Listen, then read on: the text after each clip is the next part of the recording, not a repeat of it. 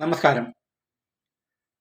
പ്രതിപക്ഷ നേതാവെന്ന നിലയിൽ സർക്കാരിനെതിരെ രൂക്ഷമായി പ്രതികരിക്കുകയും സമരങ്ങൾക്ക് നേതൃത്വം നൽകുകയും ചെയ്ത വി ഡി സതീശനെക്കുറിച്ച് കേരളത്തിലെ കോൺഗ്രസ്സുകാർക്ക് വലിയ മതിപ്പായിരുന്നു, ഒരു പ്രതീക്ഷയായിരുന്നു.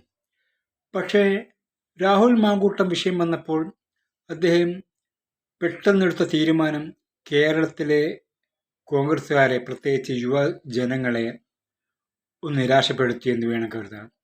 യാതൊരു തെളിവുമില്ലാതെ വെറും ഊഹാപോഹത്തിൻ്റെ അടിസ്ഥാനത്തിൽ മാത്രം രാഹുലിനെ നടപടിയെടുത്തത് തീർച്ചയായും കേരളത്തിലെ കോൺഗ്രസ്സുകാർക്ക് അത്ര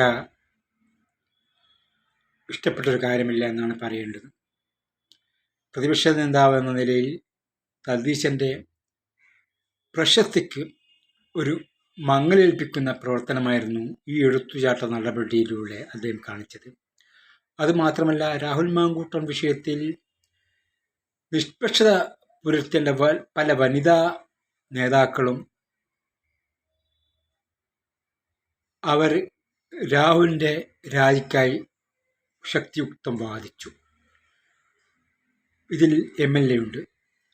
ഇവരൊക്കെ മനസ്സിലാക്കേണ്ട ഒരു കാര്യം, MLA ആയതുകൊണ്ട് സഹതാപത്തിൻ്റെ പുറത്ത് മാത്രമല്ല, കേരളത്തിലെ കോൺഗ്രസിലെ യുവനിര വളരെ ശക്തമായി പ്രവർത്തിച്ചതുകൊണ്ടാണ് പ്രതീക്ഷിച്ചതിലധികം ഭൂരിപക്ഷത്തിന് MLA തിരഞ്ഞെടുത്തത്.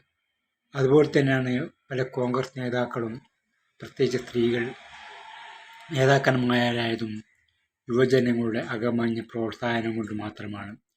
ഇനി ഈ പറയുന്ന വനിതാ നേതാക്കന്മാർ അടുത്ത തെരഞ്ഞെടുപ്പിൽ മത്സരിക്കുകയാണെങ്കിൽ കേരളത്തിലെ ബഹുഭൂരിപക്ഷം വരുന്ന കോൺഗ്രസ് പ്രവർത്തകർ, പ്രത്യേകിച്ച് സ്ത്രീകൾ, ഇവരെ തോൽപ്പിക്കുന്നുള്ള കാര്യം ഉറപ്പാണ്. കാരണം രാഹുലിനെ കുറിച്ച് അറിയുന്നത് കൊണ്ട് മാത്രമാണ്